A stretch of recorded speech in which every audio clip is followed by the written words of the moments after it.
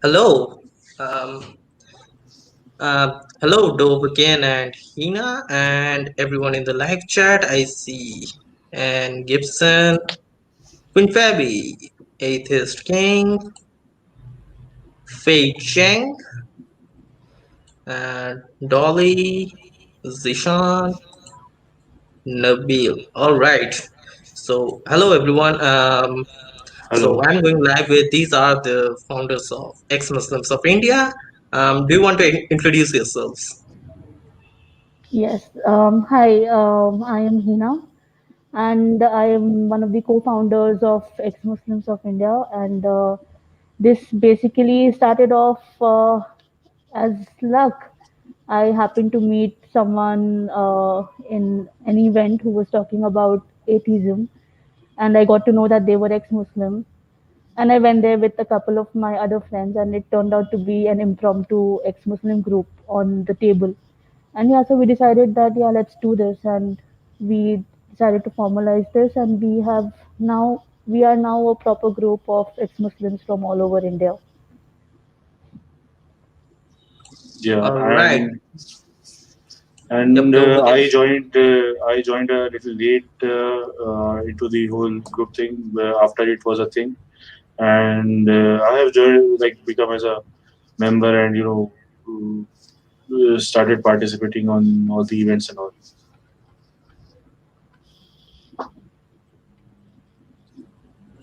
All right. So, okay. So maybe, well, Hina kind of explained how it started.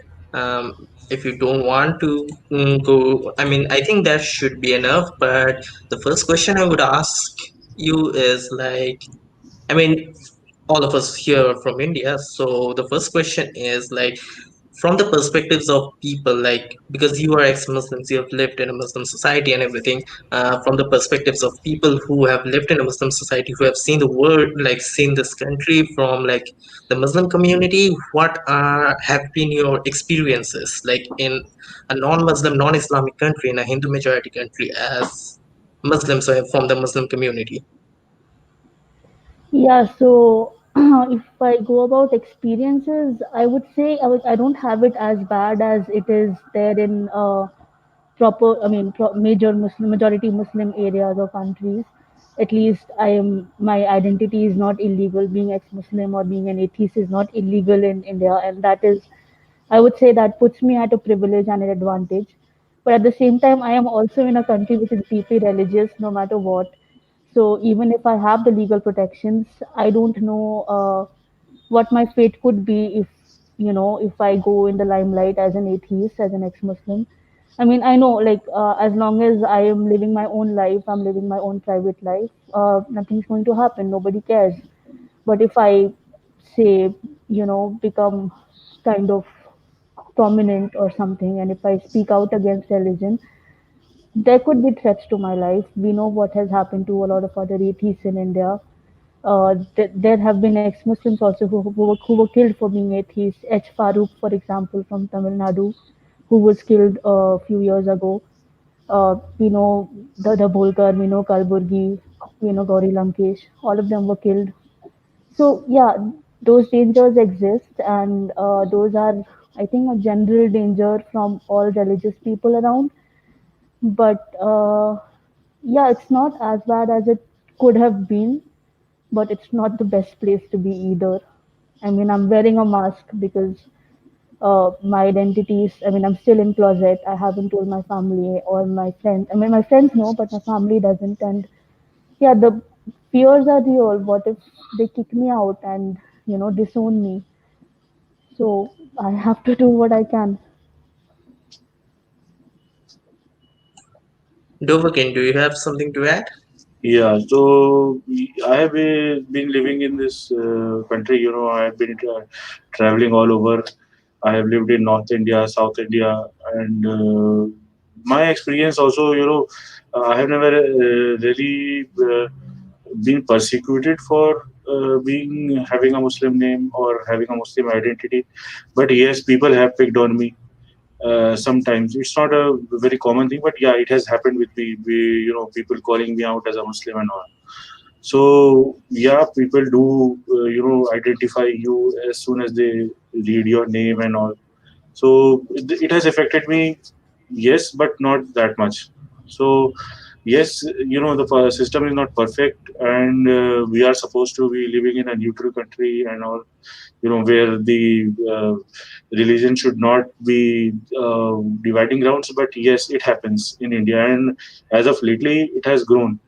So the perfect example, as Hina said, is like we are sitting in mass, we cannot reveal, our identities and all openly. So we face a threat from both sides, from our community also, who will disown us, and it's very strict with people just abandoning religion, and from the other side also, who will not accept us when they see our identity. I would like to add to that that actually there's like two ways of how non-Muslims perceive us.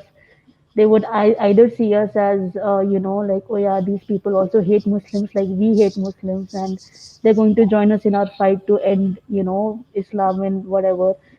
And the other side, the liberals, the progressive side, that just sees us as, okay, these are Islam hating people, these are also bigoted people.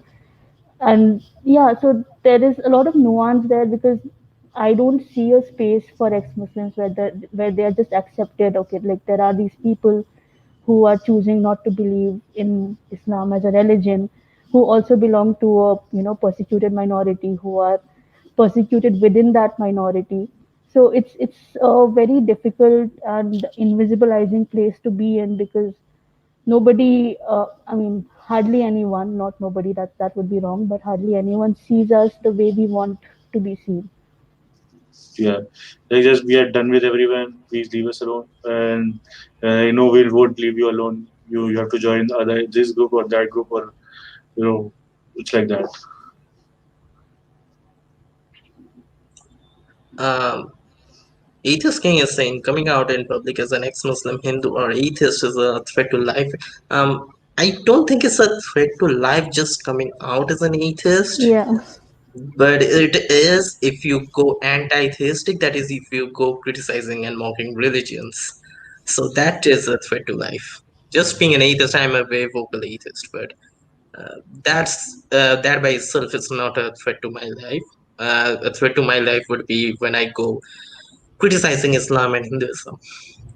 It However, will give you. It will get you in trouble. It might not get you. It might not threaten you, but you might end up in jail or something. Especially now. hello, Afshin. Um, anyways, oh no, that's fine. I'm glad you're here. Okay, so I mean, you kind of answered the experience and everything. Um, however, I think all of us agree that India is even like even though it's so conservative and religious, it is better than at least most Islamic countries. I think that's we are all in agreement on that, right? Yes, yes, you are right. Because this is not at all tolerated in other Muslim countries. Because one thing, people who don't know Islam or have not been into other Islamic countries, they don't know. Like for example, we have a police in India. There is a religious police in Islamic nations, so they keep a watch out for you. And if suppose the Friday prayer is going on, and they catch you around roaming around at that time outside the mosque, they'll lock you up in washrooms or jails, or or things like that. So we have not seen this. We don't know these things exist, because we have not seen them, but they do exist. And in non-Muslim countries, if you just renounce religion and all, it is by law, it is punishable by death. Yes, true. Like it's really horrible, and even in like for example in Pakistan, where it is like technically a death sentence to blaspheme against Islam. However, even if like in most cases the death sentences are not carried out, and even in many other cases like the courts don't even give the death sentence. However, the mob just beats you up to death. So it's Yeah. like a mob rule. And I think that's like Actually, northern Pakistan India is is getting closer to that. I think. Pakistan is more leaning towards a democracy. That's why they don't have that. But if you go to Saudi Arabia or Qatar or places where there is still a monarchy, Yeah. there is a Yes, religious police I which agree. is I agree. you which hounds you, and it is more dangerous than the normal police. Like if you do a crime, you are done. But if you are fucking around religiously, uh, they will catch you, and you don't even know how they will. Suddenly they'll creep you like a predator. So it's really scary. Yes, so this some things good about Islamic countries though I would like to mention. So Afshin here, he's from Iran. Like he's Iranian, he's born Iranian, but he lives in the UK. The good thing, like Iran is like everyone knows Iran as an Islamic country, like the Islamic Republic of Iran. However, so from recent studies, what we see is like less than 50% of Iranians are actually Muslims now, and Yeah. the vast majority of the non-Muslim population is like not even like they're not going towards Christianity or Zoroastrianism. They are actually becoming atheists, which is a good thing. So the population, and I think we can see this trend in Saudi Arabia as well. They're like 5% atheists, like obviously closeted Yeah. because they cannot come out in the open, but um, I see this trend of like the atheist population, the ex-Muslim population growing rapidly in Islamic countries, which is good. So the future is basically they won't stay Islamic for long, which I I think hope is that's really the good. case. It will take a Yep. lot of time, but yeah. Yeah, I don't think it's going to happen in our lifetimes because the pressure Maybe, is maybe there. not. Maybe it won't happen in our lifetime because like the older the boomers, they won't or they don't want to like let go of their power and You everything. should, I mean, there's also this other side where Muslims are getting persecuted in other places in, non-Muslim majority countries, and that is driving them more towards Yes, Islam. So there is that yes, trend also happening. such as like China and India, the biggest examples. The Uyghur Muslims in China and like India is like, oh my gosh, like uh, I don't Actually, think I. these countries should realize that if they stop persecuting Muslims, Islam itself, in its own, purity is, potent enough that people will leave it. When they will get fed up of it. But if you give them a purpose, you start persecuting Muslims and all, then they get that victim complex, and that victim complex, it destroys the good thing which is happening from inside. No, I agree. So these people, like the Chinese government, the CCP and the Hindutva, they are like not anti-Islam. I am anti-Islam. You are anti-Islam. These people, they Yeah. are anti-Muslim. So they are against the people, not just the religion. So Yeah, that's a nuance that a lot of people actually don't get, that being anti-Islam is not the same as being anti-Muslim. And that is yes. one thing that we want to really talk about, is that Islamophobia is not the same thing as Muslim phobia. And people Oh, usually use it in the same context. And yeah, I mean, yes, I am really, really, I really do not like Islam as an ideology, but that does not mean that I hate Muslims. I don't. I'm seen as a Muslim. Everyone around me sees like that, and if something happens to Muslims, it happens to me too because I hold that identity to outsiders. And yeah, that's something that people should really understand, that nuance. yes, so funny you should bring that up because two things you brought up, I want to discuss both of them. But first, the first question I wanted to ask would be like, you just mentioned that you are seen as a Muslim, even though you are not a Muslim, you are an ex-Muslim. You are seen as a Muslim by the outsiders. So I feel like there's this perception in India that you are born into a religion and you stay Hmm. in that religion. So, and even if you go to the like the Hindutva pages and the Instagram accounts and everything, they're like, oh, once a Muslim, always a Muslim. You were born, the Islam is in your blood, things like that, which is like so stupid. Like it's religion, it's an ideology. Like you can just give it up whenever you want, but they have this thing like, or you cannot, like religion is like in your blood or something, which is kind of racist in my opinion. uh, but there's this perception in the Indian society as a whole, not just the far right, which is really weird. So I wanted to ask, like, what has been your experiences like with the outsiders who perceive you as Muslim? So not as an ex-Muslim, not as an atheist, but because they see you as Muslims, what has been your experiences such? I mean, depends. Unless I, drive the point that I'm an ex-Muslim, I'm seen as a Muslim, like generally, normally to people. My name is Muslim and my family is Muslim.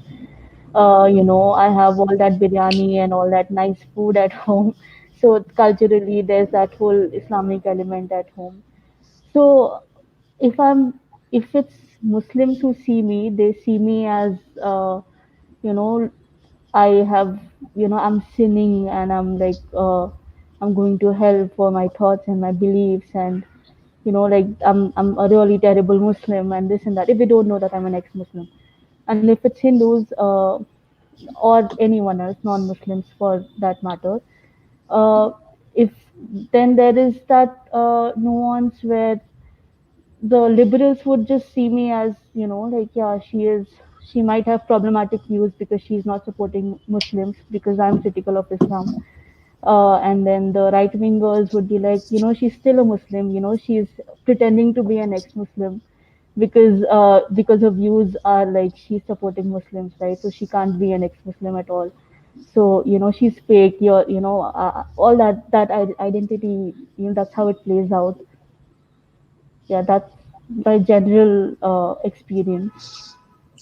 What And Over then here. if my it, experience has been is like people, they don't really get the concept. How can you leave Islam? How can you leave the religion? Like, live with me for 2 days, then you will know how I left the religion and how I live without Islam. And people are really surprised. They see, see, they see me drinking, they see me doing stuff that is not, accepted. And they're like, how can you openly do that? Like, yeah, because I'm not Muslim, dude, what the fuck? And most people, when they closely, live with you, interact with you, talk with you, then they get you. But from the outside, without interacting with you, they will always think, no, this guy is like, no, yeah, I don't, really get it.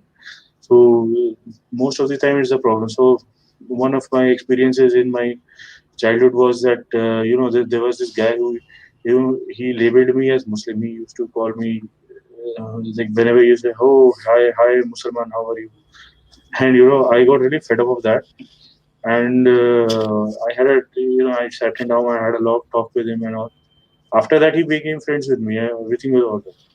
So it's just the thinking in the mind which needs to be cleared out. Like, yeah, I am also human, I am also like you. So I don't have anything different. When they recognize that, yeah, they might, change.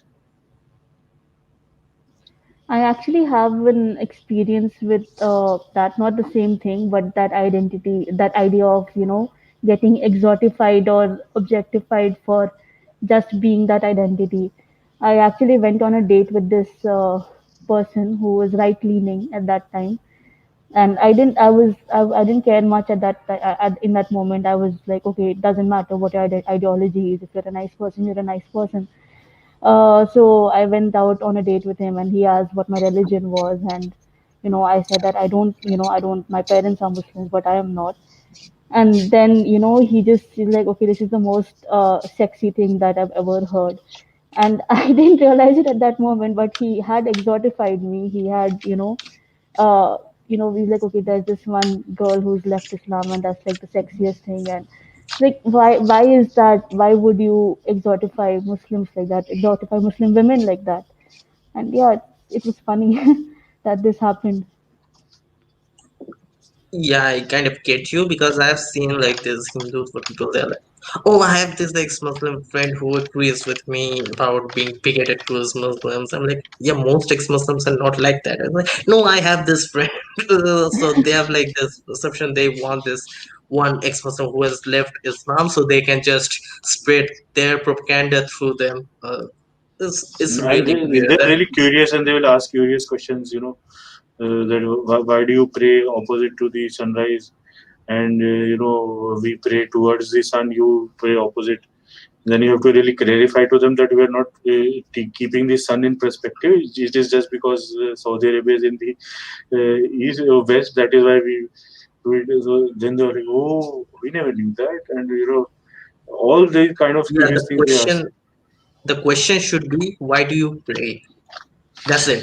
No, no, Yeah. son. Like, why do you pray? What the hell? What's wrong with you? Yeah. Uh, but yeah, I get it. So that's how you say. And the other thing is like the one you mentioned about like the liberal side is kind of like they're protective of Muslims, and they are kind of getting protective of Islam, the ideology as well, which is like really big in the West.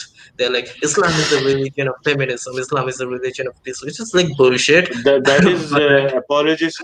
Those people are yeah, really apologists, and or I mean, they just don't to know Islam. They don't know yeah. even the I. They haven't read one single page of the Quran or the Hadiths or anything at all. So uh, they have zero idea about Islam. They're like, oh yeah, this minority they need to be protected, which is I agree. They need to be because Muslims are still the minority in many parts of the world. Uh, Even though Islam is the second largest religion. Uh, but they're like protecting the minority, and they're like, oh yeah, we need to protect their beliefs as well, which where the problem arises. And then when you go to the right, and the right wing, the conservatives, they're like, oh yeah, Muslims, they're like all there's really bad people.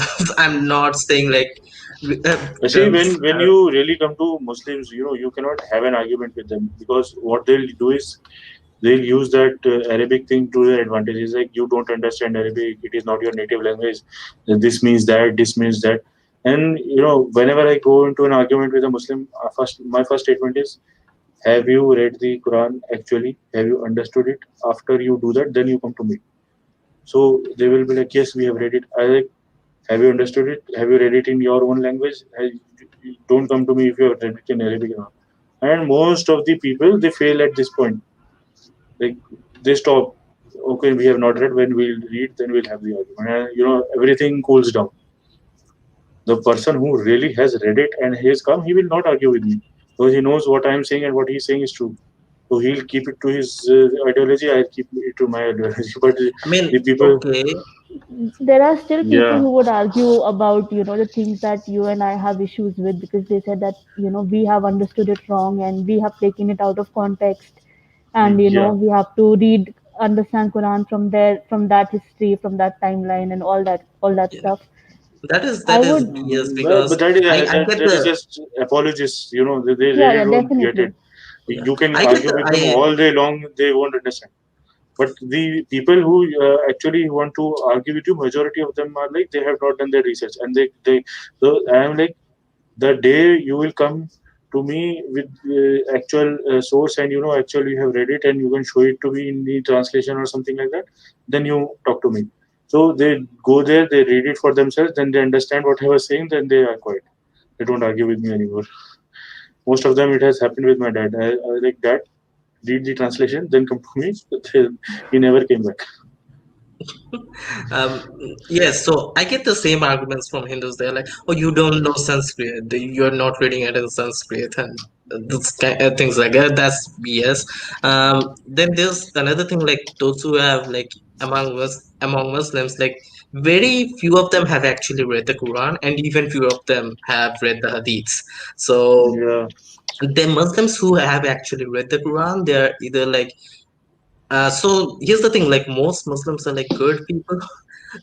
I don't half of think like them half of them don't even understand. They are like, dude, you know so much about religion, why are you not religious? And you get my point now. yeah. So I think most of them are good people, and they're like Yeah. they're not good because of Islam. They're good because they're influenced by They're like actually good. Yeah. education. They're being educated and everything. Like society is Yeah. getting more and more liberal, so they have outside influences, so they are good. So they know, for example, like killing people bad. That's not good. Like if Yeah, anyone in the live chat, if you didn't know, killing people bad. um, Islam doesn't understand that apparently. However, when they go and read the scripture, they either start doubting Islam and eventually become ex-Muslims, or they are like, oh no, killing is bad. My scripture cannot justify killing, so they will do this mental gymnastics to like go like just yeah, do some apologetics about that oh no, this is like something, this means something else, jihad means struggle in your everyday life, things like that. So they kind of do it like that. Or some people yeah. are like But Daniel Hakikaju, who are like, oh no, if you Islam is like, like if literally you are a pigeon, that's good. if you are a pigeon and a cat is in front of you and you close your eyes, the cat doesn't go away. So this is what people need to realize. Hey, hey, Uh, Gulbul. I personally think that like getting out of religion is not easy. Like leaving behind a belief system is not easy, because who are you going to depend on if not God? If where are you going to find your direction from? I get that. I get it's not an easy process to leave behind religion. And I'm honestly, I mean, though I do not agree with the mental gymnastics, but honestly I would support progressive Muslims any day, because at least they are looking at Quran or Islam from proper morality of this day and time, this modern day and time, or even queer Muslims for that matter. Like at least they're not denying their sexuality, or they're not hiding themselves. They're trying to integrate the two. Though I don't agree with the ideology, but I would still support Okay, them. here's the thing. Progressive Muslims, yeah, obviously, I will support any progressive people. However, some people are like, oh, Islam says that it is like they are progressive because of Islam, and I'm like, no, that's Oh yeah, BS. Islam that is is not. definitely BS. You are way. If you are progressive, you are way better than Islam. Definitely. But there So are I'm some good things in Islam. That goes for every religion. Like no religion says kill someone. Islam also has some verses where it does say that killing one person is equal to killing all of humanity, and there is stuff like that as well. So okay, so about that, hold on. So I yeah. made a video in the live chat. If any one of you hasn't seen, I made a video. I think I uploaded it last week about that specific verse. Like, does Quran condemn killing, and does it actually say that killing one person is the same as if you killed all of humanity? So I'm going to mention it here as well, but I made a video as well, so you can go check that out. I uploaded it probably last week.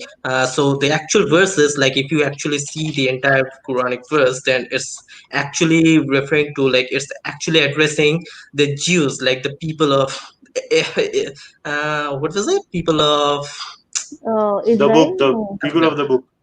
people of the book, yeah, right? I don't remember the exact the term they used, but they were technically referring to the Jews in medieval Arabia. That's not for all people. That's just saying, hey, Jews, yeah, do not do killing among yourselves because that's bad. But however, like the next verse is, except in cases like murder Yes. and theft, when you can fucking cut their hands off, and Yeah. So I know the that. very Like next my verse is like something really violent. So Oh, yeah. you So must just have my go check the video. you must have read them being referred to as children of Israel, Yeah, children of children of Israel. I yeah, think that yeah, was it. Yeah, so yeah. my point So was that there are some good parts to it. I'm not saying that that was particularly, I mean but that's yeah, technically like Actually, I mean they say people, when okay, they so people like take it out of context and they just say the particular part where it says, yeah, killing one person is killing all of humanity, but the entire verse is saying, no, Jews, don't kill among yourselves. Like, there is just referring to the Jews back then. So yeah, rest of the people, they are like, actually, they're yeah. they can do See whatever. what they mean is in the Quran. You know, it's nothing referring to anyone, or it's like God said this to that guy, so He says this to you also. That is how they justify it. Actually, it's just a collection of this guy said this guy to this. It's like just a copy paste of the Jew, religious Yeah, book. I think If that you see, that verse was actually copied from the Bible, if I'm not wrong. it is 100% a lot. You know, a lot of Islam is Quran like, is, yeah, yeah, So it's like good just thing, copy paste. So good somebody thing said in from this. Torah and yeah, Bible and all other Yeah, paganistic rituals. Even like the five yeah, yeah, times namaz obviously, is a copy paste. obviously, So Kaaba yeah. itself is pagan. Kaaba was pagan, yeah, and yeah, yeah. then It was a Muhammad destroyed temple. all the idols inside. But here's the thing, like what I was saying. Oh yeah, the Quran. Yeah, there's actually some good things. Like for example, I think Islam also teaches that you should take care of orphans, which is good. However, that's like based on like Muhammad himself was an Yeah. orphan in No, I Islamic mean, mythology, so that's why he was like, oh no, I want someone to take care of me. That's why I think these children should be taken care of. So that's the thing, which is still good, but I mean, it's not like you cannot comprehend the idea of taking care of orphans without Islam. You don't need Islam to take. Just you can just use your common sense and be like, oh yeah, exactly. taking That goes care for of like orphans all is, religions, right? Like Yeah. you don't yeah, need, that's you that's should that's that not for all need, religions. yeah, you should not need any god or any, higher figure telling you that this is right and this is wrong. You should know what is right and wrong. You should do the right thing, or you should, just be nice to people just because being nice is nice. Why do you want brownie points for being nice? Like, why? How is that nice that if you're doing it just because you're going to get heaven points for it? How is that nice? It's selfish. I mean, it's not even. I mean, I don't think anyone is going to heaven. Most people are not going to heaven in Islam. Like most are going to hell. Like they're sinning one way or the other. I They're know sinning women are in going at to least hell. some way. I, Uh, I had this and Islamic some people are teacher. like they will spend some time in hell and then they will go to heaven Oh after yeah, like that's Muslims. No, no, no, no. It's like Muslims can redeem on themselves. according to Islam, it's like there will be a judgment day. It will be 1,000 years long. So if you are due for some punishment, you will be punished at that time, and then you will be sent to heaven. But if you go to hell, uh, you go to hell. It's like yeah. I basically you're mean, fucked. some people will like yeah, that's true. Except I think children below 14 who commit suicide who die, they will go to heaven. They will go to the lowest part of heaven or something like that. Um, but yes, that's the thing. Oh no, so what I was saying was like the left, yeah. I am left. I consider myself left wing. I am very liberal. I am very, very liberal. However, my problem with the left is like because I criticize Islam a lot, and people are like, maybe they are like a persecuted minority, so don't criticize it. I'm like, no, I'm completely in support of Muslims. I'm actually against the far right persecuting the Muslims. I'm just saying that their idea is wrong. And the problem with the left is like they are protecting the belief. So and the problem with the right is that they are persecuting the people. So I think the issue with the right is that if you're persecuting the people, like for example, since they're persecuting Muslims are less likely to leave Islam. They will be more tribal, and they are more likely to stay within that tribe, so they are less likely to leave Islam. So the right is actually helping in protecting Islam, and the left is Actually, doing the same. the ideology of the right is racist and supremacist. So they want that tribe to exist and they want to rule over that tribe. That's the ideology of the right wing. So you know they won't really attack the belief system. They don't care about the belief system. They will attack the people. So for example, you take, why are they attacking Dalits? Dalits are Hindus, but they want to be in power. There is a certain set of people who are superior to others, and we want to rule the ones who are below us. That's what they want to do. So that's what the right wants. So they will never attack the belief system, and that's their ideology. That's how they think. So that's not going to change. You know, otherwise they Yes, won't so be right. no, but my thing is like I get that, but the thing is Yeah. like they're kind of helping like Islam because they are not letting people leave Islam. They are making Muslims more tribalistic and getting more attached to Islam. Whereas on the other hand, the left is doing the opposite, and they're saying, oh, Islam is very progressive and everything, which I wish it was. It is not, Mm. but because they are protecting Islam, they're protecting Yeah. liberal Actually, Muslims mostly. the But left yeah, the left Yeah, can change their strategy, because the strategy changing by right will mean that they're not right anymore. So the yes. left, the left, they can really do one thing, is like they stop promoting the religion, start promoting the people. That's what can they can change their ideology. No, yes, I completely agree because, like, for example, if the right changes their tactics, then that's not the right. If you're Yeah, criticizing ideas and if you're like helping people, then you are not the right wing anymore. You are left. yeah, yes, Congratulations. yes. You But you are like the but killer is the not the left killer anymore. the That's left the thing. should change, and I think this is also like what I was saying, like since they're protecting, like they're trying to protect Islam, they actually also end up protecting like actually Islam. So Yeah, basically, Islam itself is a far right ideology. Yep. So exactly. Yes. the left, ironically, the left all around the world is protecting a far right ideology, which is that's why like the left needs to change and left needs to be more like actually left instead of protecting a right wing ideology because left wing has hope, right wing is like gone. In my Yeah. opinion. So that's one thing, and Afshin makes a good point. Both of them, like they can't distinguish between the ideas and the people, and right wing basically like they criticize the ideas, but they also go after the people, and the left is doing the exact opposite. Like they're protecting the people, but they go as far as protecting the ideas. Both of them are like stupid in this sense. Um, which is like I don't understand how the left is going this stupid. Uh, both of you agree with me. And what I was going to ask, the other thing, oh yeah, Hindutva. So I have been following your page for a long time, your Facebook page, and it is to be honest one of my favorite pages on Facebook. Uh, Thank you. and No, thanks for uh, that. Yeah. Yes. So, yeah, people who are watching this, go follow them. They're called the ex-Muslims of India. If that's not obvious by the title, they're a really good page. So what do you think of the Hindutva? Because I've seen like Hindutva people like coming to your page like ants, getting attracted towards sugar. So, what do you think of them? What is there to think of them? I No, mean, so uh, okay, so here's the thing.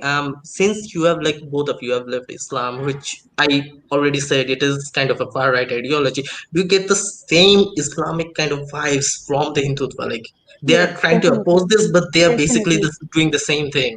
Yes. Yeah, I mean, No, that is there's a saying in Hindi, which I like.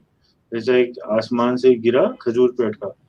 So that's the thing, if we start agreeing with these right wing guys, it's like we are coming from a right wing ideology. We don't want more. This is yeah, Yes. like more of the same stuff. there's this general idea that I don't know how the right wingers have got it in their head that if someone is leaving Islam, that means that they are going to support the bigotry against Muslims. I mean, I don't know why that is in their head, but that's what they come to our page with. That's the expectation right wingers have from our page. That when they find our page, they're like so happy that we have content, that is critical of Islam, and memes which are like funny, and yeah, they think that we are against Muslims, and then we have content, and then to counter that, we have content that is also critical of Hinduism and right wing and Hindutva particularly. And then they get like offended. They're like, how can you, like they get shocked, like how can you betray us like that? But we have never joined forces with you. Yeah, we are never with you. You came to us. We are always opposing dogma, and you are dogmatic. So you came to us when we were like criticizing one thing, and then you got offended when we are criticizing your thing. So that happens to I think that happens to every ex-Muslim. I've seen So that there, happening there, to there apostate is prophet. there is someone in the comments who is asking thoughts on Brahmanism, caste, Varna, Oh, supremacists, okay. So and I think we will go to the live chat questions like towards yeah, the end. yes. Uh, According to it's just bordering on what we are discussing. So I just saw it. So the thing is, the Brahmanism and supremacist thing. Whatever you are like seeing is there in Islam also. It's because people from Islam, they think that we are the supremacist. You are thinking you are supremacist. Hitler thought he was supremacist.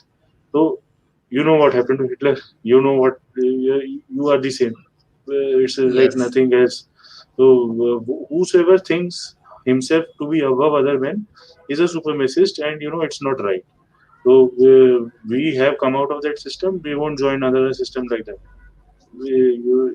It's that kind of a thing. Yes, I agree. Like supremacy is like any kind of like the most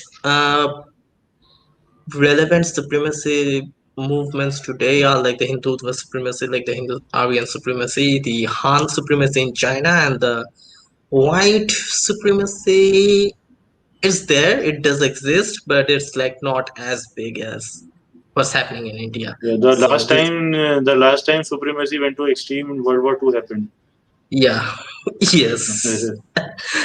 So I joke around a lot about this, but I actually think it is true that the current India, the environment, like the whether in the climate, the political climate in current India is very similar to early 1930s Germany.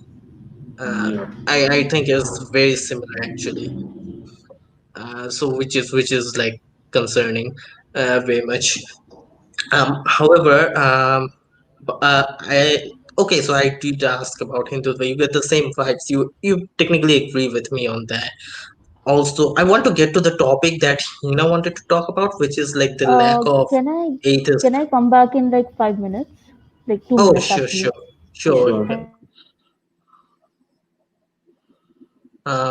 Hold on. You move on. Okay. So yeah, Dovhakiin. Yeah, Oh, right, Dovhakiin. You had some articles about like atheism in India. Do you want to like share your screen? yeah. Is there in the you can share it. I have. Can you share it? I can just present it on the screen. It All will right, be all right, easy. all right. Uh,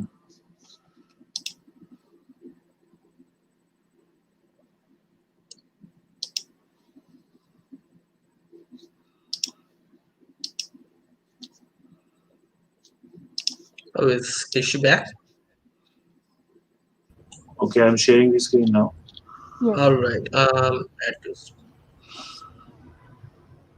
Okay. So, what do you want to talk about this article? Yeah, so this is like from 2016.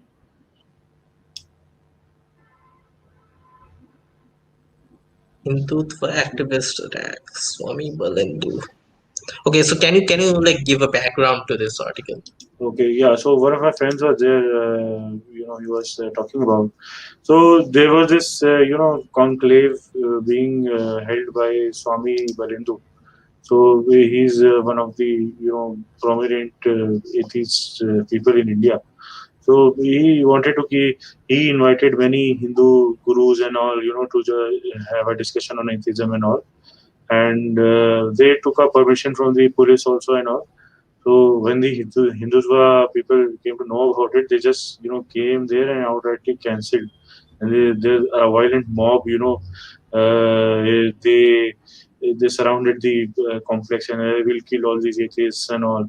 So it was a very scary situation. But because all the Hindu leaders were there, so the situation de-escalated. I So see. yeah, so it's not easy being a atheist also in India. It's a very religious country. Definitely, especially with like the recent cases of like deaths and murders that have happened of Dabholkar and Kalburgi and all these guys. It's scary, like whom are you going to fight? Especially when atheists aren't even recognized in India officially. There is, Yeah, like you are, even if I am an ex-Muslim or you're an ex-Hindu, your birth certificates and all your official documents will state that you're Hindu, and it's a process yes, to get that changed. It's a long process. On top of that, and like as it's someone very mentioned, difficult.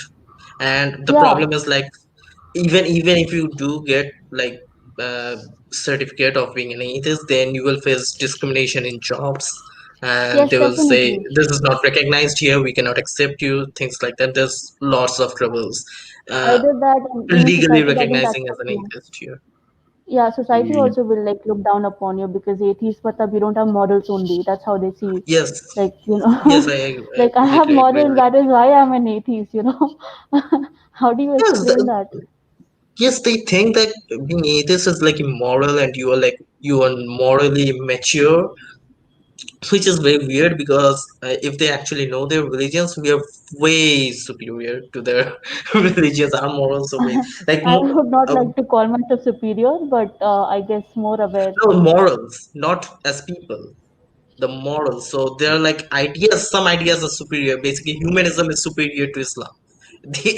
There's like no doubt. So our Yes, morals, like definitely. most of our morals, like atheists in India, most of our morals are based on humanism, secularism. These values are superior to Islam, Hinduism. Now, I would So the actually like to moral, add that, yeah, like being secular in India is a task. It is really difficult being secular. Uh, especially with like laws like love jihad law that has come, as someone mentioned in the comments. It like, why do you need months of permission and displaying that this person is going to marry this person, and then someone else deciding whether this marriage will be legitimate or not, because you should not convert. Why is that anybody else's concern? Yeah, and because of these laws, girls they are being married off against their consent.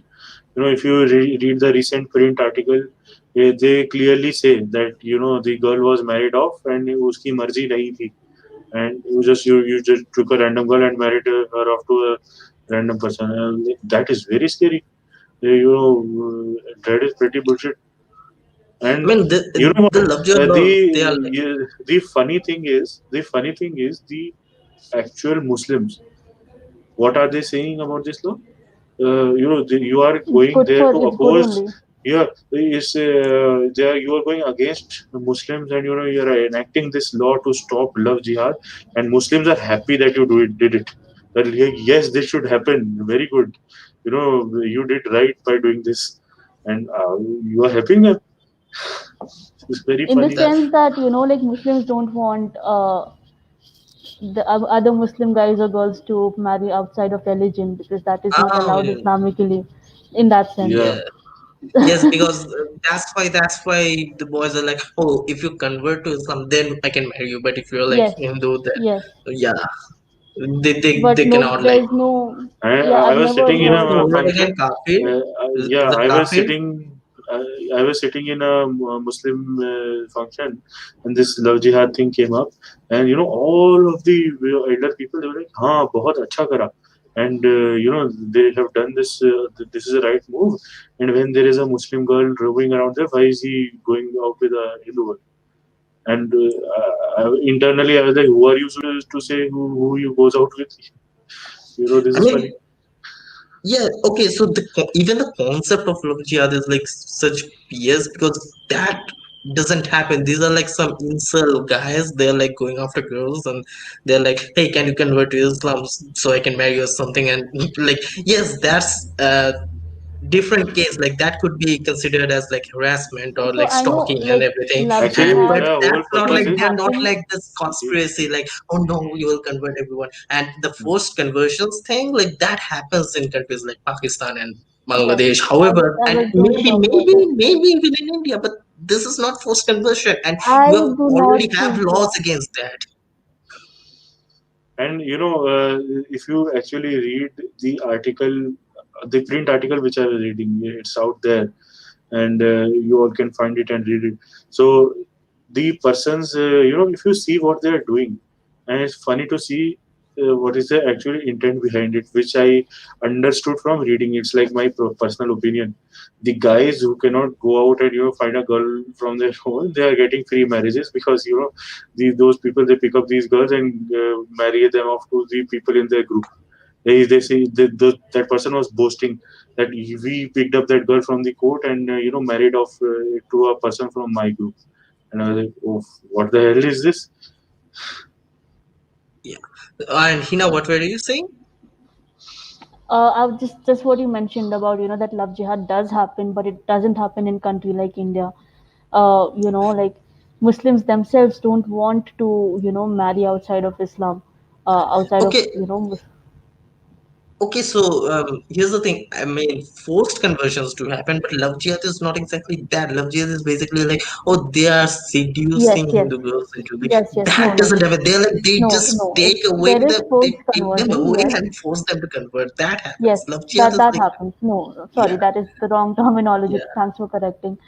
Yeah, yeah. I So mean forced it's conversions pretty. do happen, So I feel but like Love Jihad is like the anti-vax movement of India for me right now. Like, how can you be that ridiculously deep into this conspiracy that there are Muslims out there trying to seduce Hindu girls as if Hindu girls don't have an agency of their own. If they want to convert, yes, it's their wish. Like they can convert if that's what they want to do. But how can you see it like okay, हमारी लड़कियों के साथ ऐसा कर रहे हैं? Like, I mean, what are you trying to prove? yeah, they see It's women as property.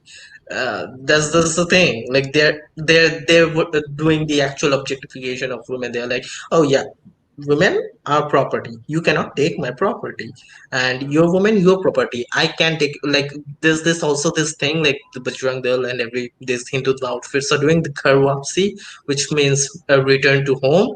So they're like going out and encouraging Hindu boys to marry Muslim women to convert them Yep, to yep. Hinduism, which is like, So that is the proper thing that's And happening. the funny thing is, this is what the Arabs used to do in ancient Islam. Yeah, yeah. This is very similar to, like, you are opposing them, and you are like saying that these people are bad, and then you're doing exactly what they used to do. That is very true. It's yeah, like uh, when you think too much of the enemy, you become the enemy yourself. So I feel like that's where Yeah, Hindutva is heading.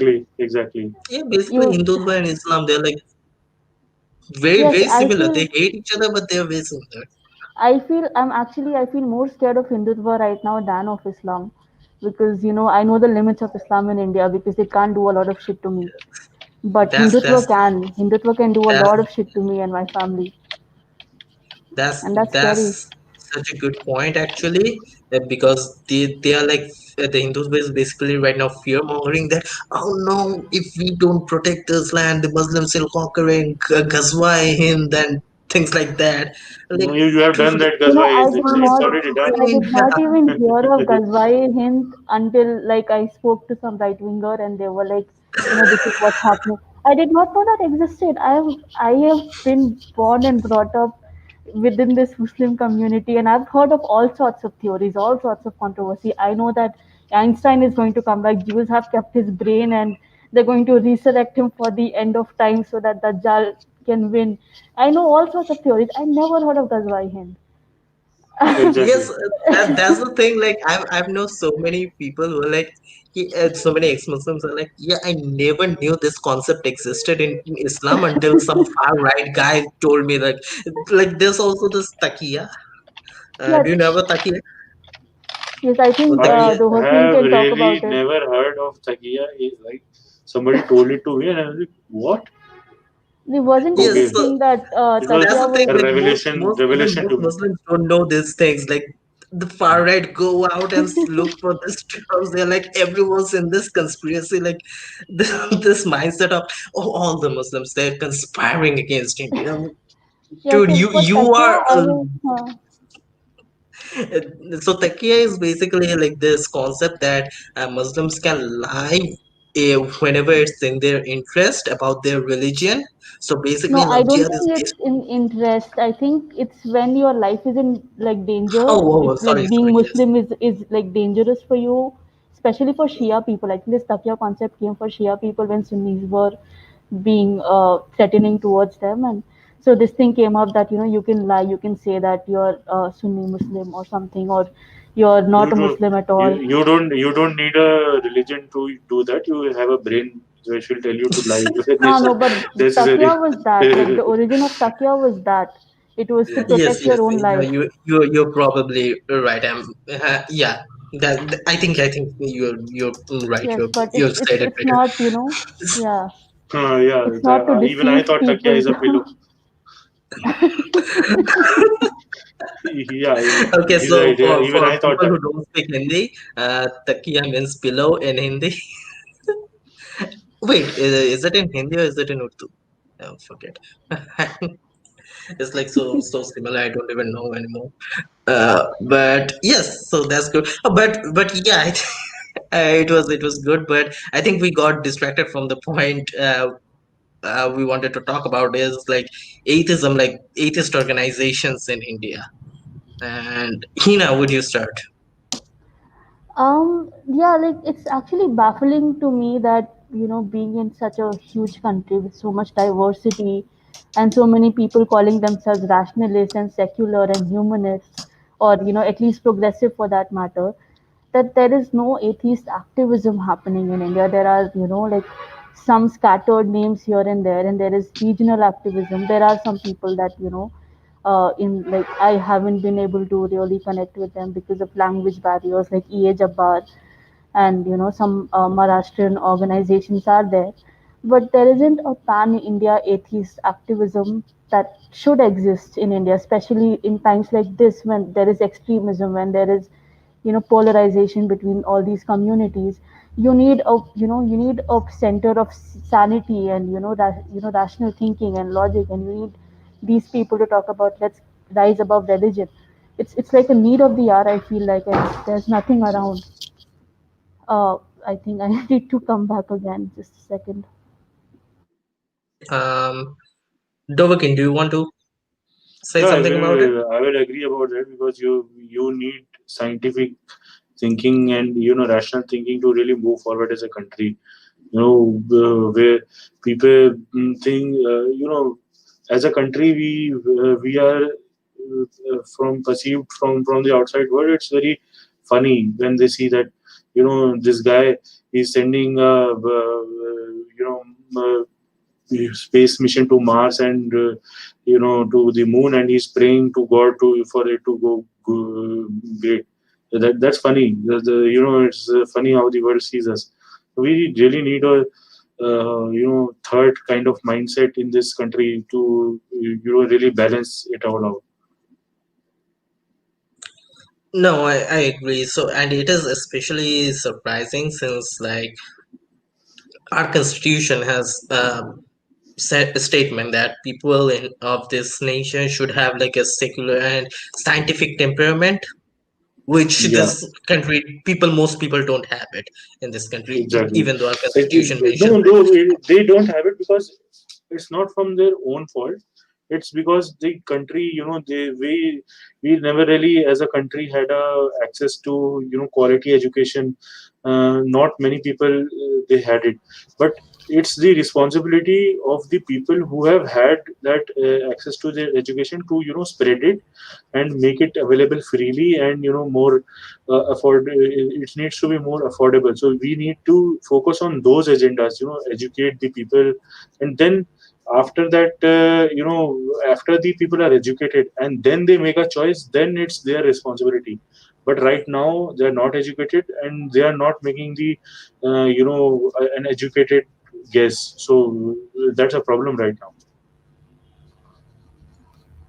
I don't know, I may have missed a lot of conversation, but if you're talking about education, making people more rational, I would also like to say that education alone is not doing anything, especially like ours kind of our educational system, where rote Yeah. learning is, we're all about rectification and rote learning, and we don't really think about, critical thinking. And yeah, there is so much that needs to be done for a country like India, and it's yeah.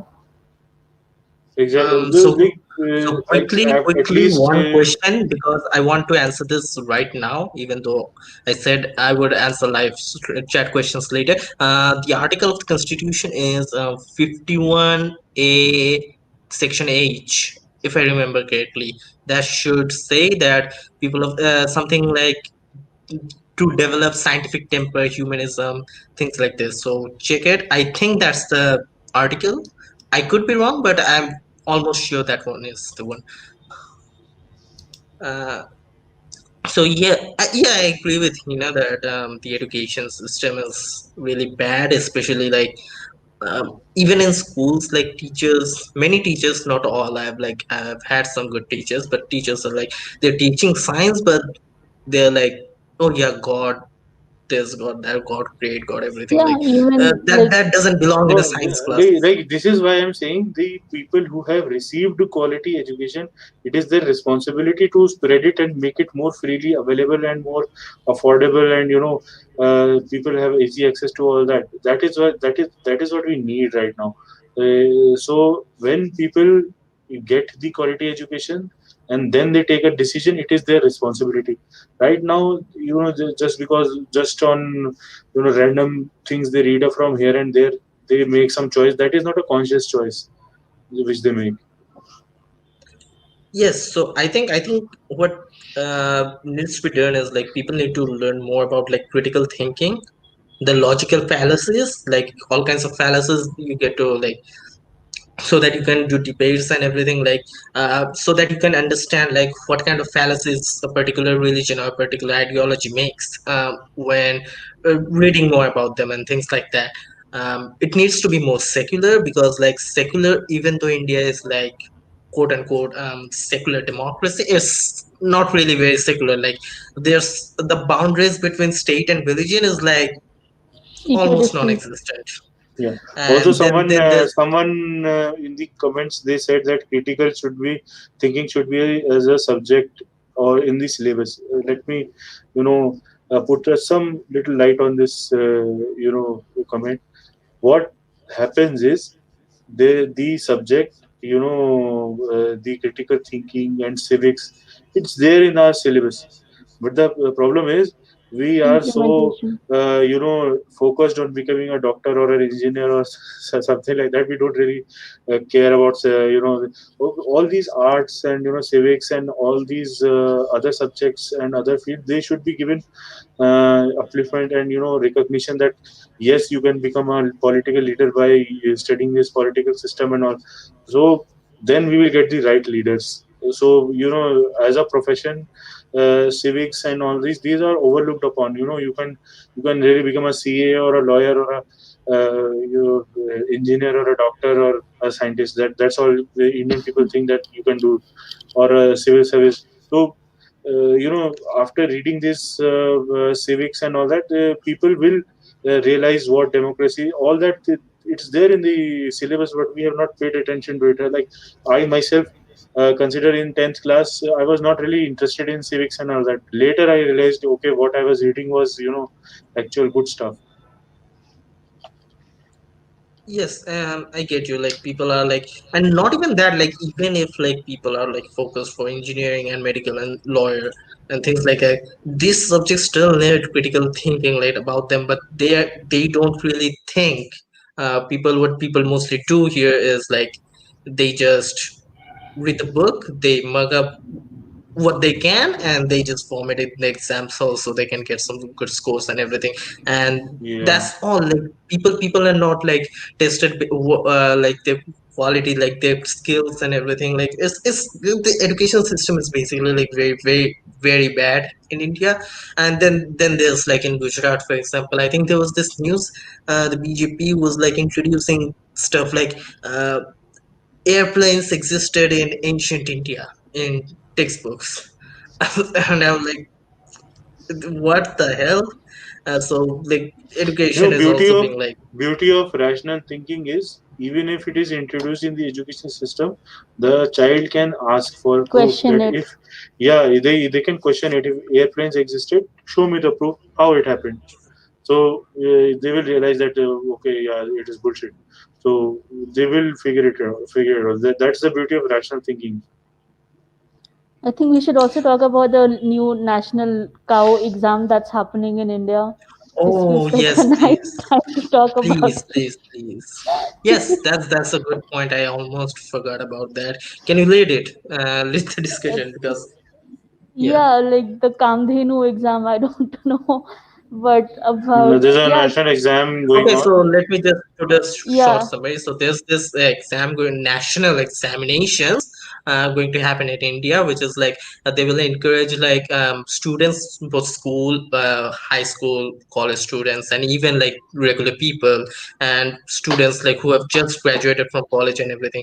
They will be encouraged to take an exams on cows, and the questions and the answers to the questions are like Indian breed cows contain have gold in their milk and things like this kind of like absolute pseudoscientific bullshit, literally bullshit.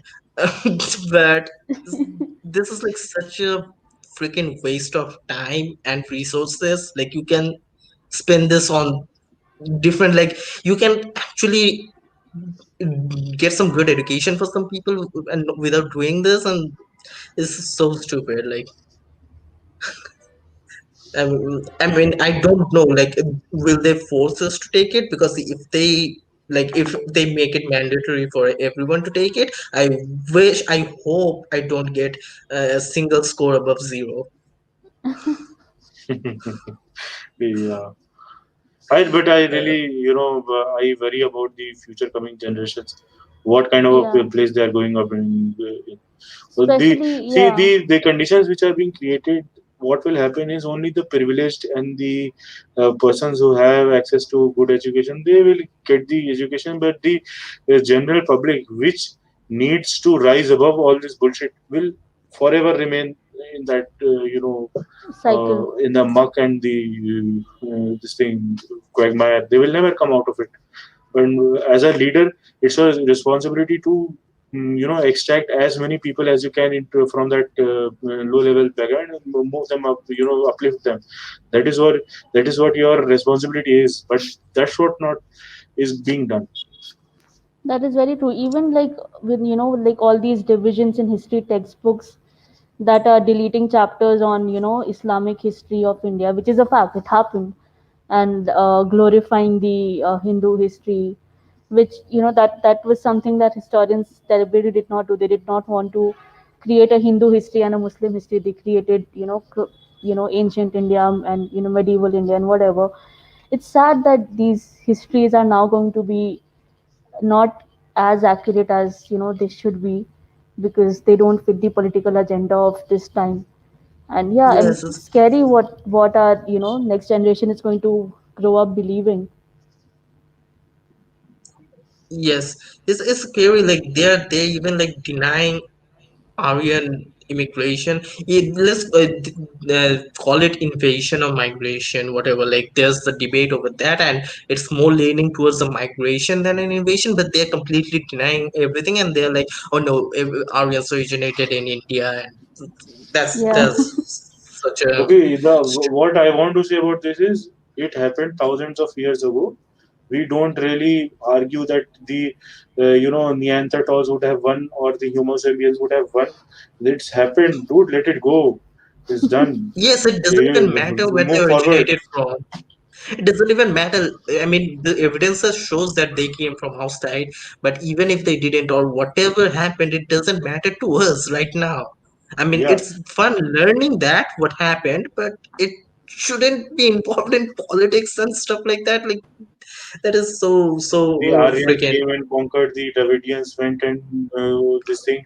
Then the Alexander came. Then the Muslims came. Then the yeah, British came. Then everyone. this came and that came. Yeah, What do we and have this, to do with it? Well, it's done. but World War Two is but over. here's Yeah, yeah, move on, here's man. another thing. Here's another Yeah, thing. Like the Hindutva, for example, they say, "Oh, the Muslim invaders came in, and we had to protect our lands." Dude, before the Muslim invaders, 4,000 years ago, Aryan invaders came in.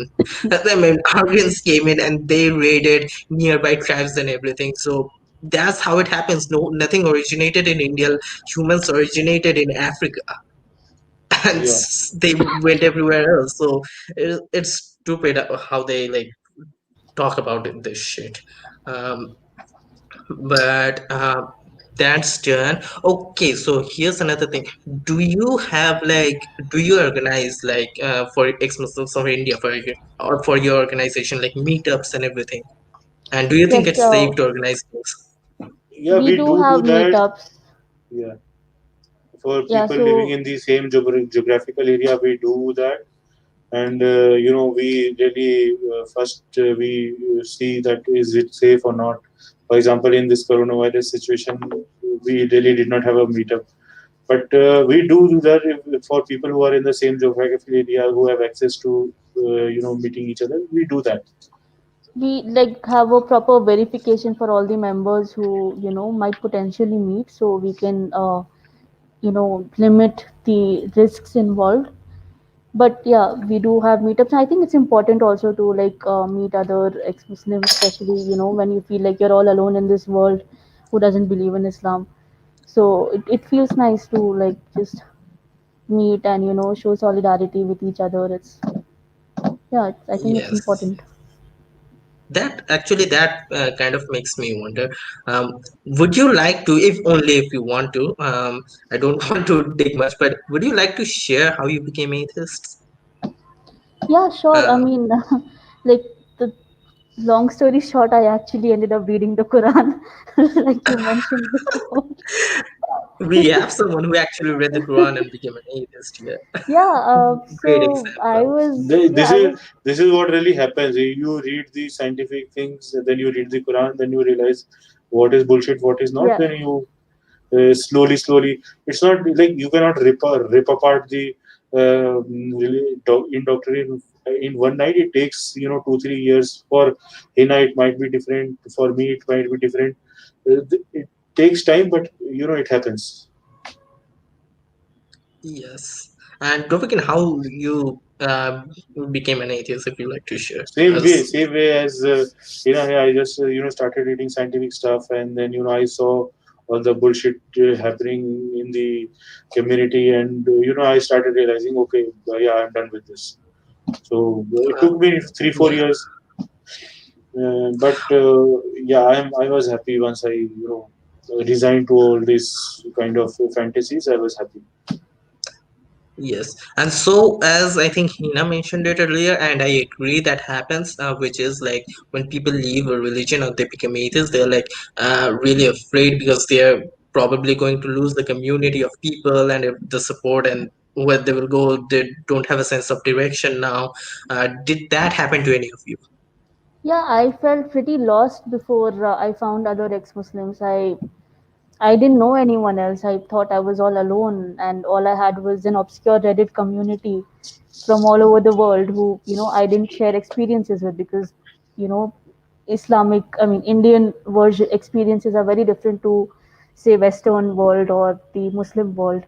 We are kind of like the middle place, not the good place or the bad place. So yeah, so I felt like I didn't know anyone who could understand what I'm going through, or who could see me for who I am and who would understand me. And yeah, it was alienating for the longest time and invisibilizing.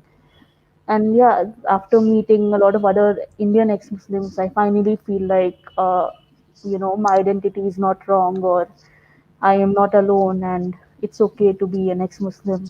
And yeah, it was very important for me actually to meet these people.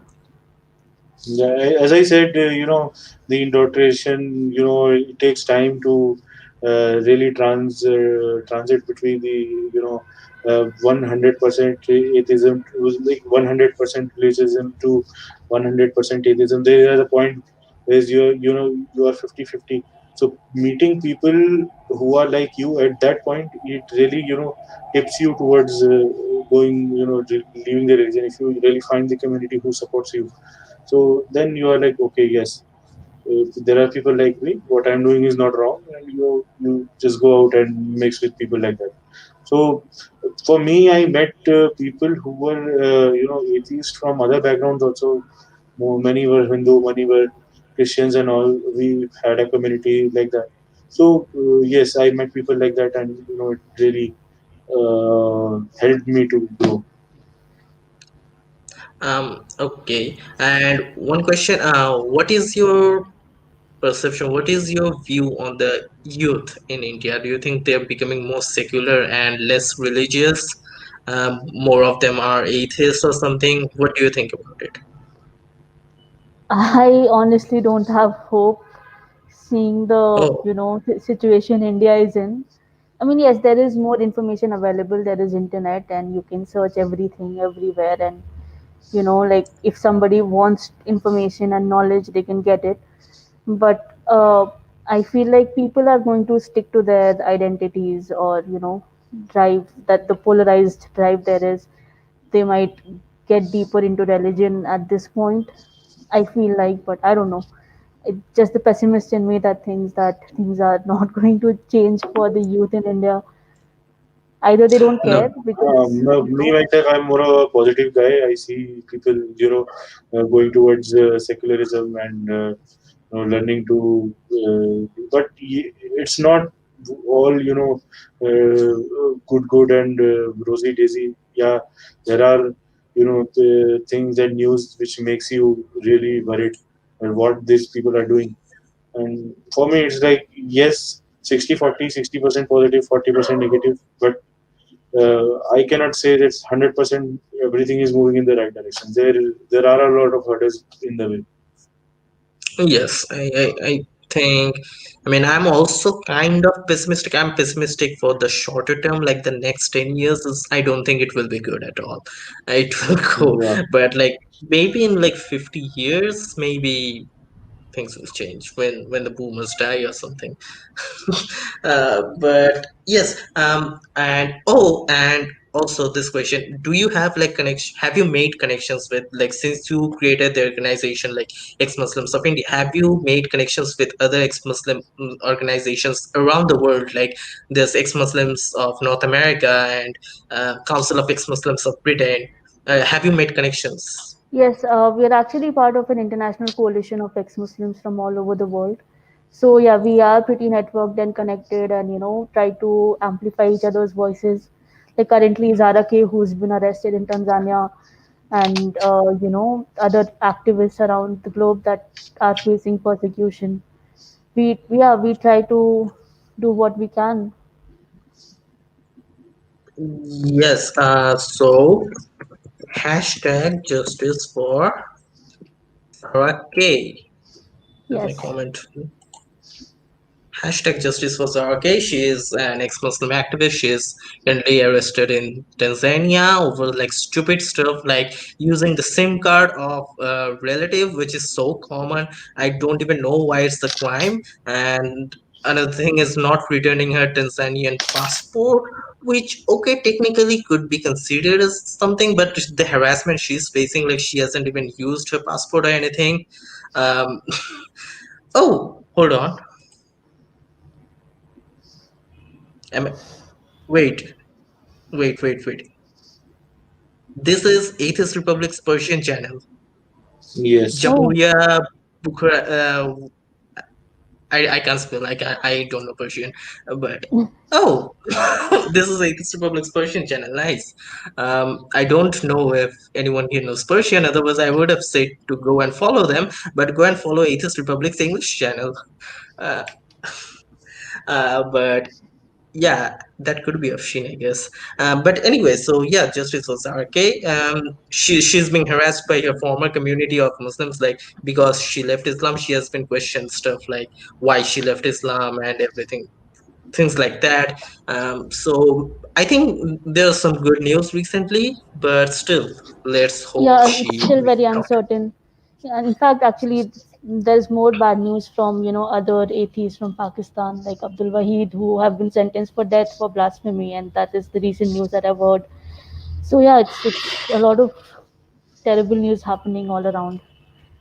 Yes, is really bad, but at least like more and more young people are leaving religion, which is a good sign, I guess. In the first world countries, I think a lot of people are leaving religion. So I guess that's a good sign. But is there anything else you want to talk about?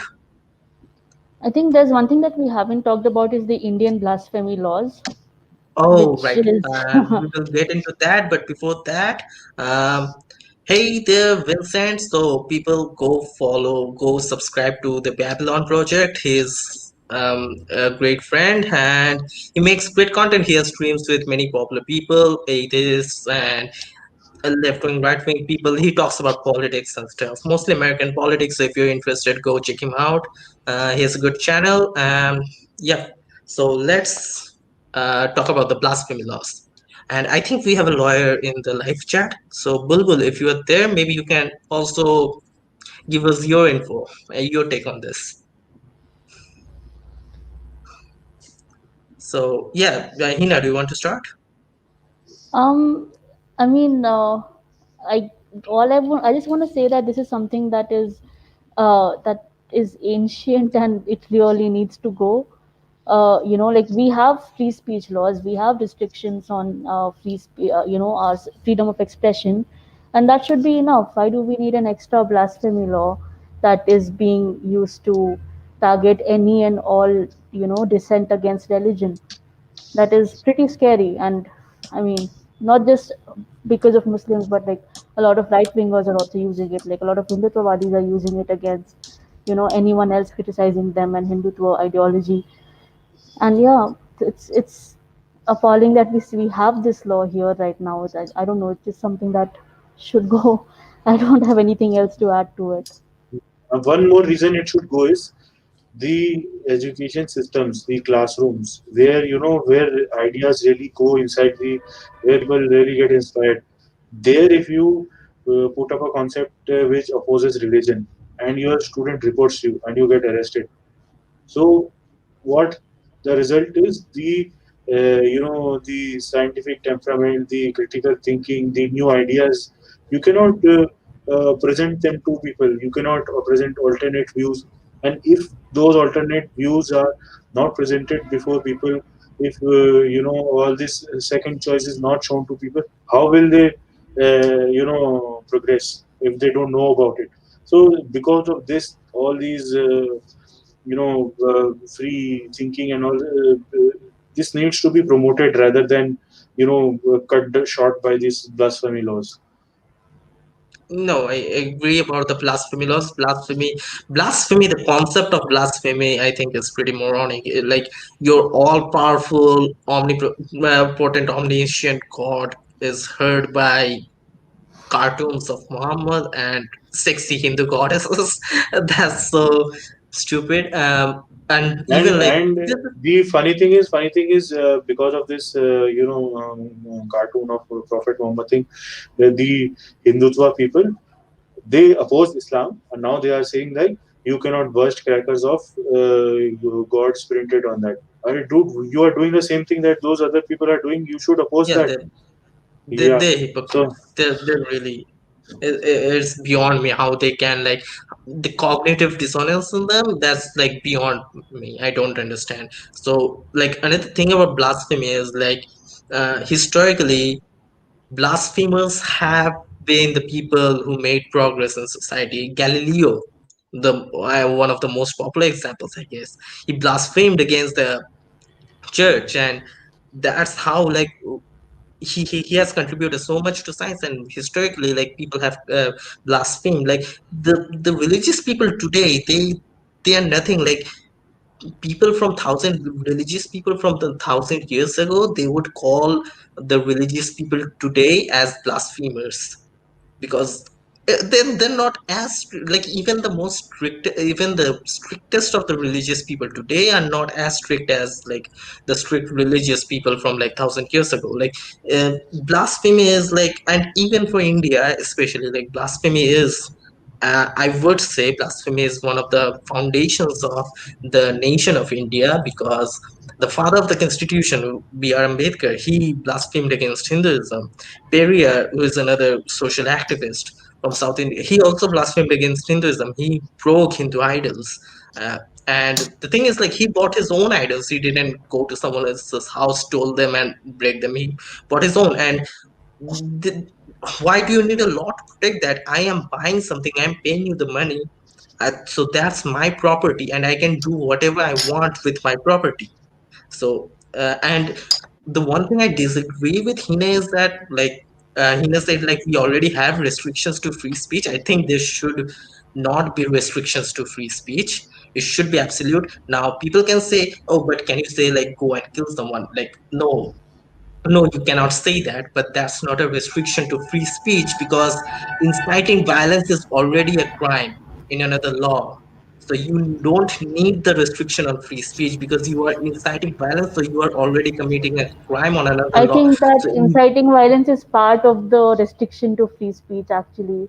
What you're just is it? saying, Is legality, it? yes, it is. Yeah, it is inciting violence would be against law and order, right? A law and order of the country, and so yeah, so it's part of the exception in the free speech. Hmm. So depends. Legally, I but don't like I don't know. Like go inside. Okay, so wait, inciting violence. Article What? Okay, so 19. what do you mean? Like some people will say inciting violence isn't just insulting someone is inciting violence, which is not true. No, When no, I not say that. like inciting violence, I No, mean not like that. go kill him. Like I would That say what kind of Kapil order. Sharma, was it Kapil Mishra? Yeah, what Kapil Mishra did in Delhi, that was inciting violence. That is, in violation of our freedom of speech. I mean, whether you like call it, maybe you call it a restriction to free speech, then it's fine. However, like what I think is like hate speech, for example, like Yeah, that shouldn't be illegal. Like that is also in the exception. It's like an umbrella of things. it But is yeah, in the exceptions, but I don't think it should be. Because I mean, yes, for example, like let's say you are being homophobic.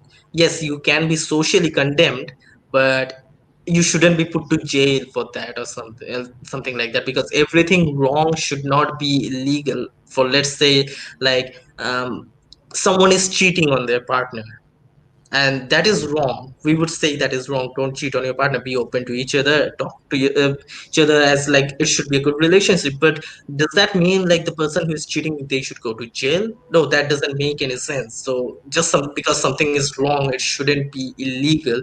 uh, that's why I think hate speech, like let them speak, let them say out aloud their bullshit ideas, so we can know exactly who they are, and we can debate them, and we can counter their ideas with better ideas.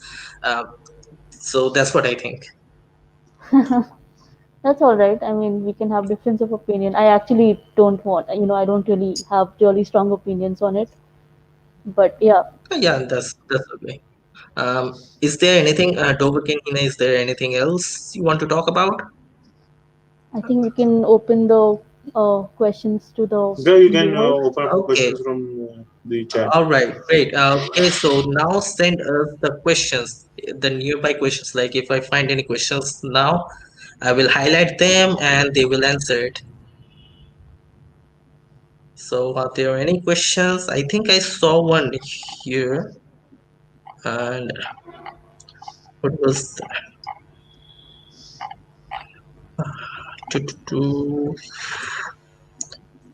Oh, here's one. What do they think of idea of Hindu atheist, and is there anything similar among Muslims? Uh, Um, Hindu and atheist, Culturally Muslim.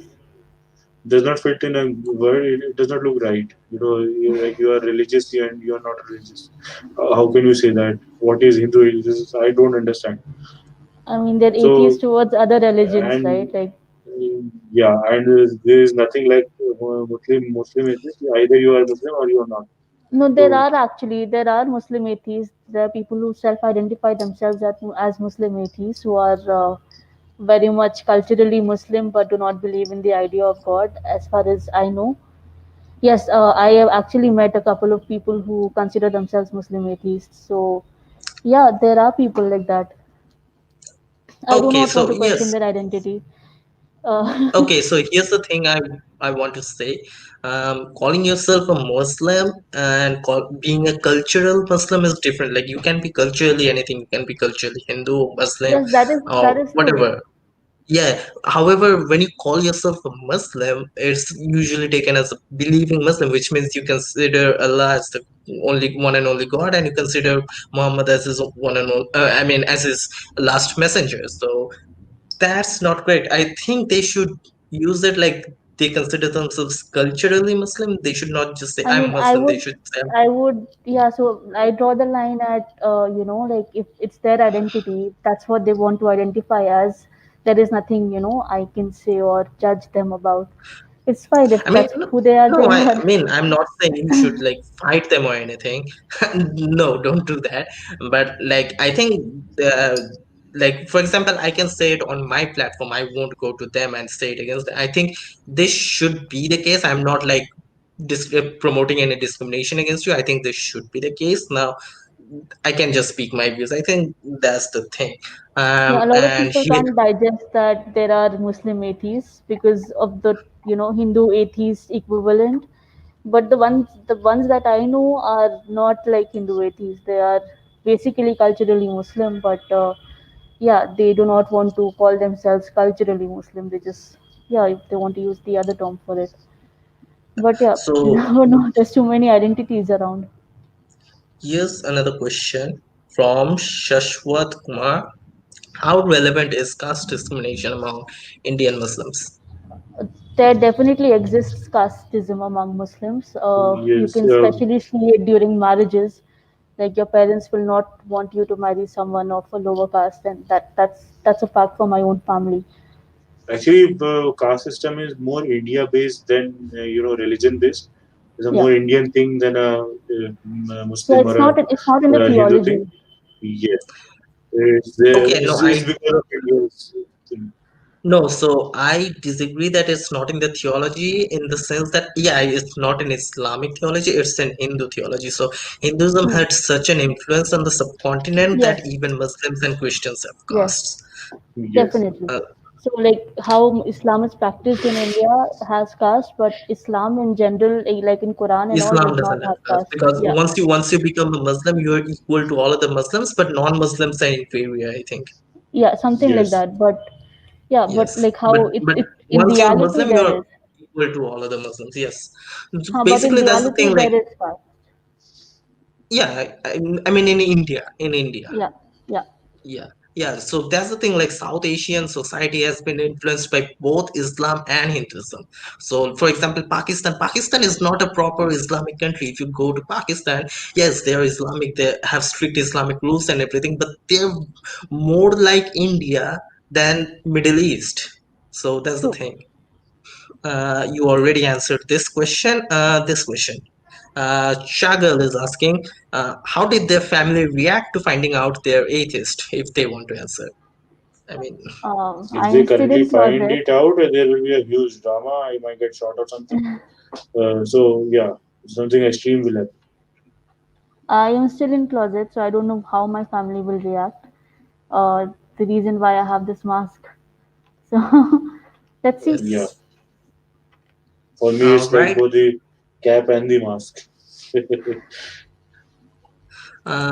Atheist King is asking, I've seen many people claiming that they're atheists, but then they say that they believe in spirituality. Isn't it weird and logicless?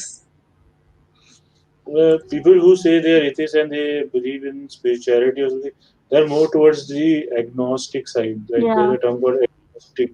So there's some you are either completely atheist or you are agnostic. There's a little difference between the two. I mean, I would actually like to talk about more about this, the atheist and agnosticism. However, Hmm. I think we should continue with the questions. But one thing I want to say is like, um, spirituality is bullshit as well. There's no evidence for spirituality or anything. Like, be materialistic. Uh, that's it. What's the next? Oh, here. David Solomon is asking, oh, it's a Matt Dillahunt DPFP. Okay. Do you guys feel any change in recent years? I know I had no clue ex-Muslims existed until 2020. I feel there is a bigger presence of ex-Muslims in across the globe now than it was like say 10 years ago. Thanks to the technology and internet. Yeah, I guess there's going to be more prominent ex-Muslims or Yes, ex-Muslim like spaces in the in future. last 10, 20 years, as I said, technology has progressed and there are a lot of connections. Like first, there was one guy exposed in one city, then city B, city C, they couldn't really connect between each other. Now you can, you know that this person exists here. There's a connection between you, so the movement is growing. I mean, a year ago, a lot of Indian ex-Muslims also, were very scattered, but now at least Yeah, through our group, we are connected to like 90 people right now, more than 90 people. Yeah, I think that's great. Yeah, I think that's great. More and more ex-Muslims, more and more atheists are coming out all across the globe, especially in Islamic countries, which is great. But that's really good. And also technology, like there, like for example, like 20 years ago, someone in Saudi Arabia would probably not get to know about any other atheist around them or anything, but because now there's the internet, they're getting to know more people, and they can come out online anonymously without revealing their identity while still being in contact with other ex-Muslims and other atheists. So that's good. mm, Denizen de Terapura is asking, do Muslim atheists whitewash Islam like some of their Hindu counterparts? So the one that I do know, like in real life, they don't actually whitewash Islam at all. But then there are progressive Muslims and cultural Muslims who do whitewash Islam like the Hindu counterparts. So yeah, there are people like that who would say that yeah, Islam is the best religion ever, and it yeah. doesn't For say me, that. I bundle all such people in the category called apologists, Yeah, yeah, there are apologists. So Muslim Yeah. apologists. Yeah, I know. If so, what I want to say is like this street interview in Mumbai by Asian Boss. If you go and watch it, there's this girl who is like saying, "Oh, Quran mentions a woman is like a queen, and you have to give her independent rights." And there's nothing like that in the Quran.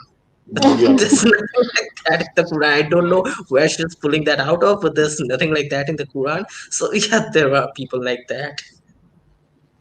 Um, Next question is by Srinivas Mehta. What do you think about OIC? bad news. But I honestly don't know enough about his politics. I haven't really looked very deeply into OAC's politics, apart from the fact that he is the only face for Muslim political leadership right now. But yeah, I can't really comment on it. Dovhakiin? the, even I'm of the same opinion. Who is this guy? I don't know. I mean, It's he's like going to be the big. I know that he's going to be big, and he is honestly very significant right now. But yeah, I don't have very strong knowledge about this person I feel like and his he's like politics. he's enabling BJP. He's basically That dividing there the is that. Muslim votes among Yeah, the there is that opposition. consensus.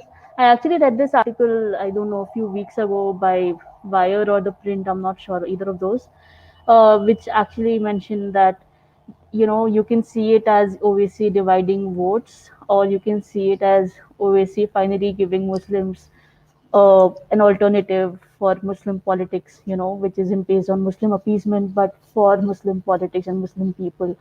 So yeah, it's yet to see how this goes and where this goes. Yep.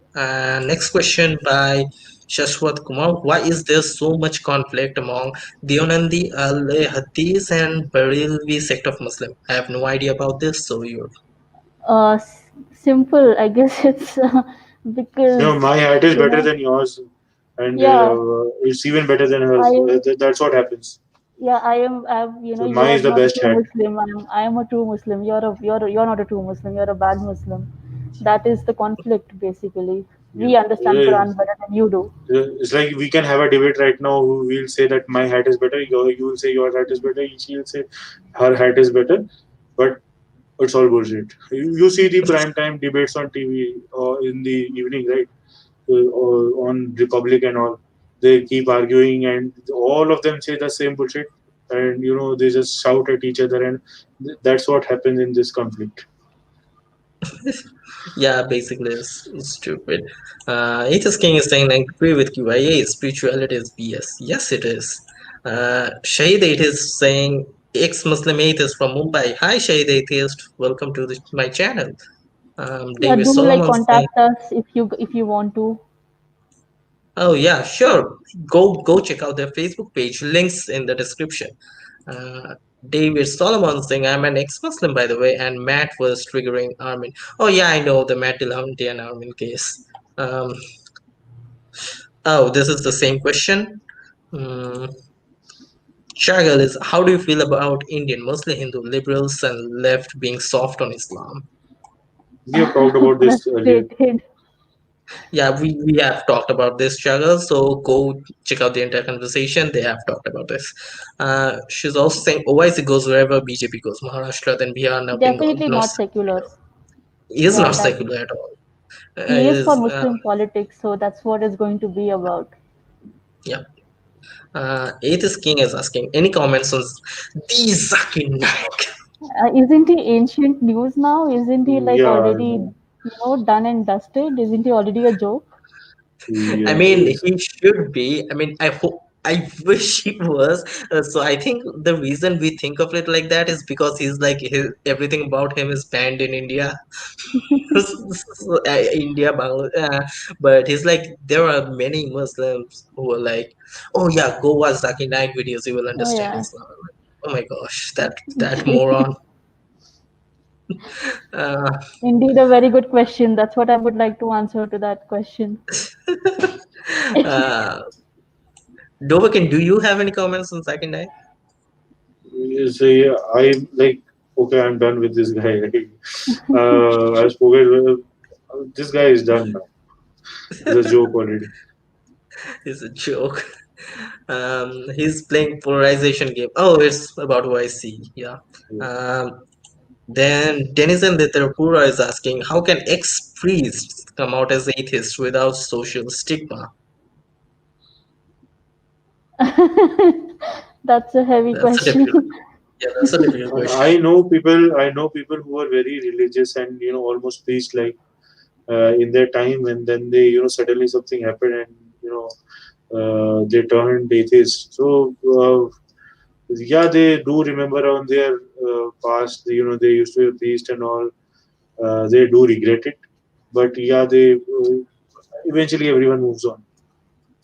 Yeah, I think like depends on the priest. Basically, like for example, there's this some guy who realized that God doesn't exist, but he's just doing BS azan or mantra and stuff, and he's getting tons of money. Would he ever leave his profession? He's like, oh yeah, I am just doing this bullshit job, and these people like morons, they're giving me so much money.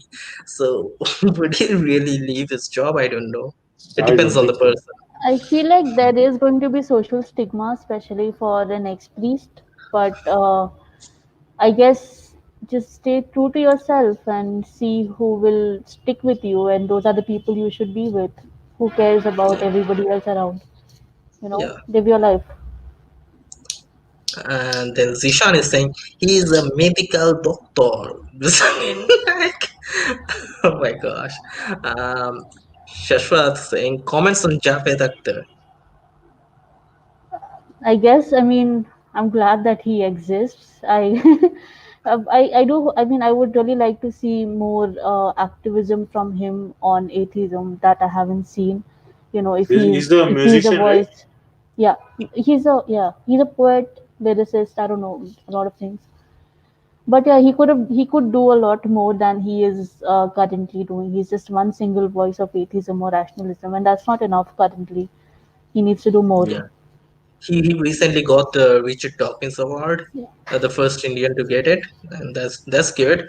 However, things like, yeah, we do need um, more atheist voices in India, because right now the only atheist voices which are speaking for India is like Atheist Republic, Harris Sultan, Actually, and Muslims all were of them very are like happy. outside India.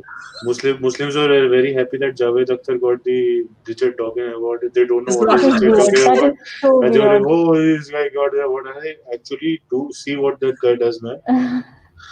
it's like it's not, it doesn't believe in Islam. That's what, no, it's all about Muslim name and identity. It's just Yeah, weird. that's basically like religion is basically like kind of like race in India.